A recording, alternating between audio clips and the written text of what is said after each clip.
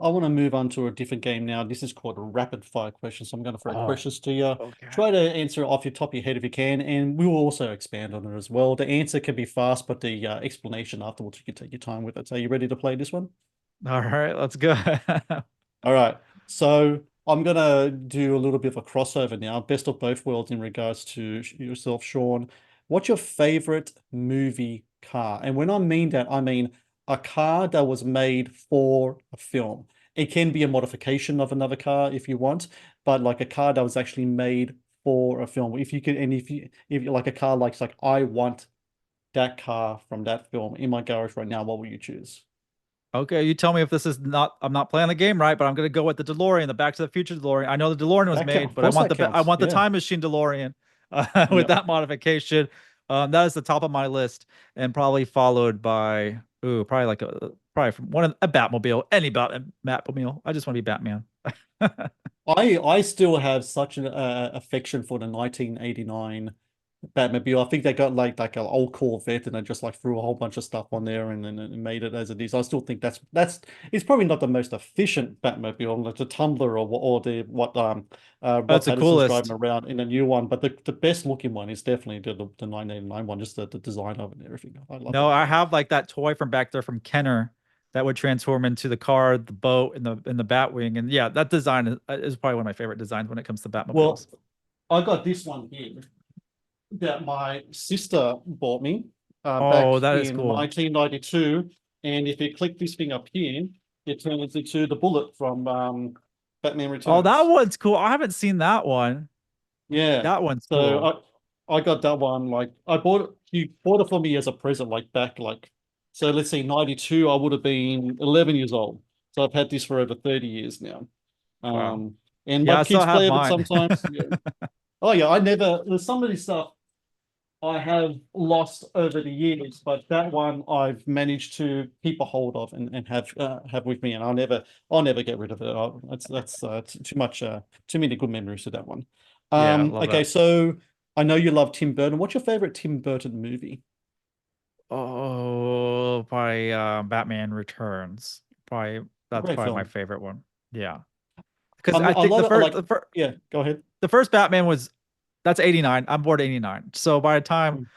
I was able to really enjoy it and understand Batman Returns came out and stuff like that. And I just love that got more darker feel and Catwoman, the Penguin. I just loved it. I loved all the penguins and the rubber ducky. I guess that's gonna grab my eye too.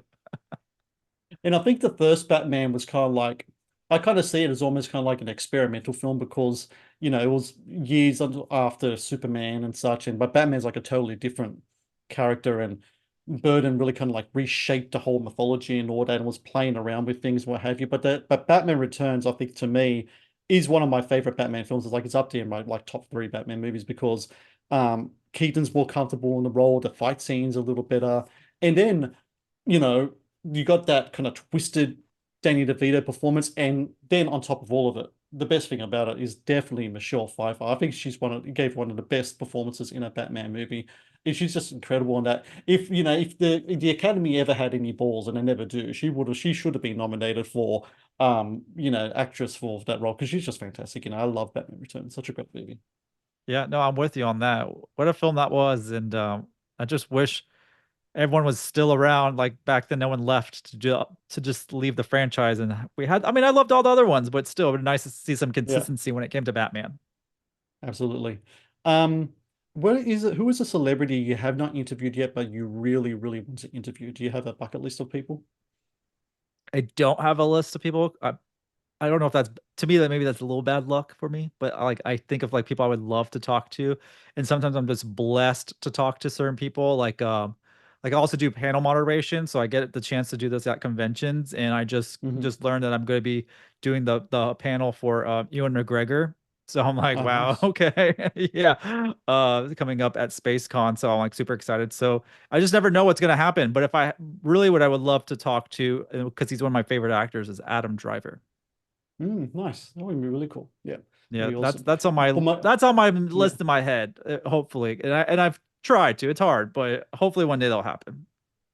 I'd love one day to be able to interview Sylvester Stallone. He's one of my he was always Rocky for me when I was growing up watching movies, and still to this day, like it's such a inspirational uh, figure in movie land, and Stallone as well, one of my favorite. He's like, even though um, some of the quality of his movies over the years has dipped, I've always been the one to be the first one to watch it, because it's just he's in it, so he will be I'm my on actually my with top of you my on that. If we're list. talking like legacy actors and stuff like that, he is one I would love to interview, and I've thought about that actually recently, which is funny because Tulsa King and everything else, and he has something else coming out. Yeah, I'm also a big Armor. Stallone Yeah. fan like you, and I was blessed enough to meet Arnold Schwarzenegger years ago at a con and stuff like that, and like that was also like on my Mount Rushmore. So my Mount Rushmore is like Arnold, Jean-Claude Van Damme and Stallone and Chuck Norris. Like those are like I was Mm, lucky enough. I've met Chuck Norris. I've met Arnold. I need to go do Stallone and Van Damme. Those are the films I grew up on when it came to like action packed, like action yeah. stars, really awesome stuff. And yeah, I'm with you. Stallone, Tulsa King, so good. Mm, Tulsa King is so good. Anything he's in, it's great. So I'm glad that we can bond over Stallone. I'll do that any day. absolutely. Is Die Hard a Christmas movie? Everyone's telling me. I mean, if it takes place around Christmas or Christmas, it's Christmas movie. I mean, what can you say about it? Any movie that takes place on Christmas Day or around the holidays is gonna be a Christmas movie in my eyes. There's no reason uh not to. If they make a Spider-Man movie that's, around Christmas time where it's snowing, that's a Christmas movie to me. That's how I label it. So in that case, then, if Die Hard is a Christmas movie, then Lethal Weapon has to be a Christmas movie as well, then, right? Yes. Like I said, anything that takes place around the holidays with snow or actually on Christmas Day or around it, it's a Christmas movie in my eyes. Speaking of Christmas movies, I watched Terrifier 3 last week. I'll tell you what, Oh man, my buddy uh, watched that. Tell me, were you able to get through the first several minutes or so? Because I heard people walked out, and yeah, tell me about it. I could. It is gruesome, not as bad as I thought it would be, and then maybe that's just my kind of like messed up kind of head because I watch a lot of horror movies. And I kind of and I geared myself up knowing this is going to be really bad, but just kind of get into the spirit of it. But interestingly, I saw it at a movie festival we have here in Australia called Monster Fest, and it was at a huge cinema. We call it a VMAX cinema, so a huge thing, packed house full of Terrifier fans and people like dressed up and such. But even then, for me, the first 7 minutes wasn't the most gruesome bits. There's other things in that movie that's even worse than the first 7 minutes. There's a chainsaw scene I want to give it, but that was pretty messed up. And even all these kind of like hardcore gore hounds in what like going, oh my God, oh kind of like, but no one walked out, no one threw up, thankfully.